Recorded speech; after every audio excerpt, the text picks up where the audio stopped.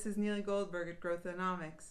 I wanted to share a few more insights with you based on a post that I recently posted on Medium and on my website regarding the 10 outcomes that you want to have from a messaging process.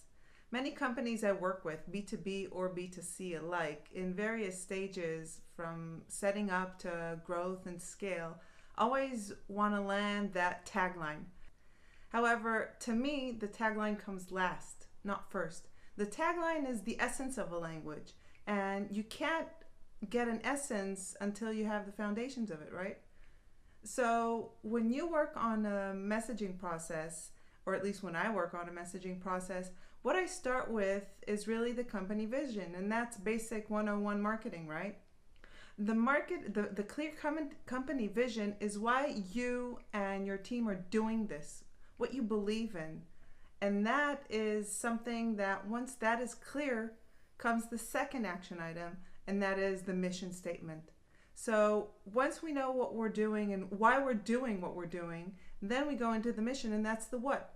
What do we do day in, day out in order to help our customers shine? What is it? What is that unique thing that we do? And that is the mission statement. So that's number 2. Number 3 is the set of values that reflect our company. Now, when we find that set of values should align on 3 levels. It should align internally with our internal culture and whoever we recruit or join forces with. It should align with our customers. So these customers that we're after, when they see the company and its values and the reason why we do things, that is what should hit that go-to button. I want to learn more, or I just want to get going. And third, it's business partners, be it funding, M&A processes, or just strategic partners that we want to work with in order to scale our company. When they hear what we're here for and what the company values are, they either relate to them or maybe not. In both cases, they will respect them. If they relate to them, probably the processes will happen way faster. If not, at least it will be very, very clear that the company knows what it's doing and why it's doing it. So values come number 3. The 4th is a bucket of phrases. Phrases that reflect the processes that our audience, our customers are going through, and reflect the outcomes that they will enjoy once they join forces with our company. Once you have that bucket of phrases, you'll also notice that it aligns and it uses the values that you've already mapped before. And to make sure that that bucket of phrases is one that is relevant to you, just take a look and make sure that it also works with your vision and your mission statement. That bucket is the basis of your language. So just imagine a child that starts learning a language. First of all, they absorb everything and they have a clear vision of what this world is like, and that's how you see that that's their vibes. And then you see that there are a few initial words that are basic to them, but after that, you'll notice that there are words that they tend to use more, and tones that they tend to use more, because babies don't have that vocabulary that we already do, right? And those tones, and along with words that they pick up, end up with phrases that they constantly use. So just like that, just like a baby, just like a company sometimes is resembled to one's baby, make sure that it has its language. Once we have that bucket of sentences and words and values, we are ready to move to what everyone's usually after, and that is that paragraph of who we are and what we do and who's it for.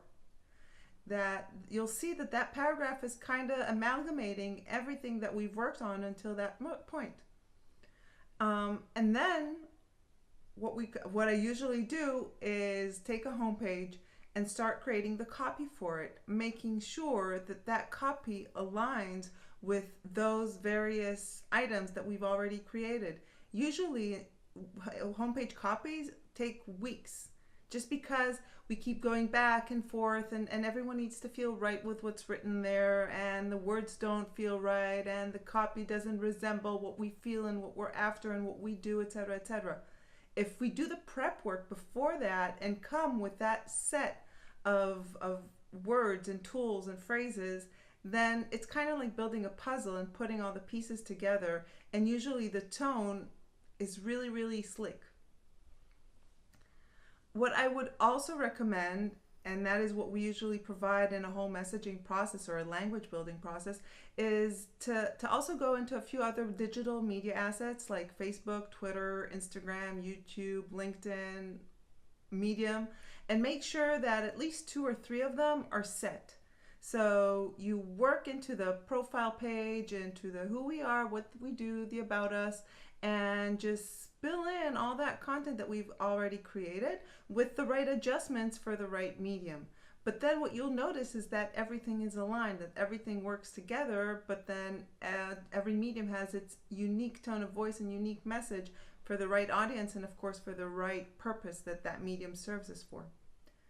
The next thing is part of your language, even though some might hope it wouldn't be, and that is building your whole content strategy. So that content strategy is about the vibe and the message that we want to convey throughout 3 to 6 to maybe 9 months worth of content. And content to me is not just blog posts and white papers, but that is all of what we can offer to our customers in order to help them shine with whatever it is our mission is to do. It's not just about our product. As you know, I always preach for putting your product aside when it comes to marketing. Same goes for content. The last, right before the tagline, and that's number 9, is the lead generation campaigns. So once we have our content strategy and hopefully our content map for a few months to go, that is when we can start extracting a few ideas for lead generation campaigns. Again, you already have the language, you have the copy. What you just need to do is condense that into the right sentences. And by the way, usually you'll already have them from the message bank and the sentence bank that you've created initially, right? So all that's left to do is add a little frosting on top, minimal design. Either you've already have it, and if not, use basic tools like Canva and just create your designs and move forward with a lead generation campaign. Of course, not forgetting all of the automation behind that and the landing pages that you may need. Now, what about the tagline? So the tagline usually comes up within the end of the process. You'll see that there is one message and one phrase and one sentence that everyone relates to most. To me, that's not the end of the road. What I would do is I would test a few of these messages, a few of these sentences as your tagline. But again, if everything is if there's harmony with everything else, you'll see that the tagline will just fall into place. And eventually, when you have your whole language, it's not about that one sentence everyone needs to remember. It's about the feeling and the experience that everyone of your customers and your potential partners is going to have when they engage with you and any digital asset or any asset that you have. You'll also notice that your company starts talking that language. You'll also know that even at a demo booth, you'll end up describing your product and demoing using that language. So to me, language is key. Many of us also tend to test the language, so we have variables of that language that we test and run very cheap and easy and fast tests to make sure that we land the right one.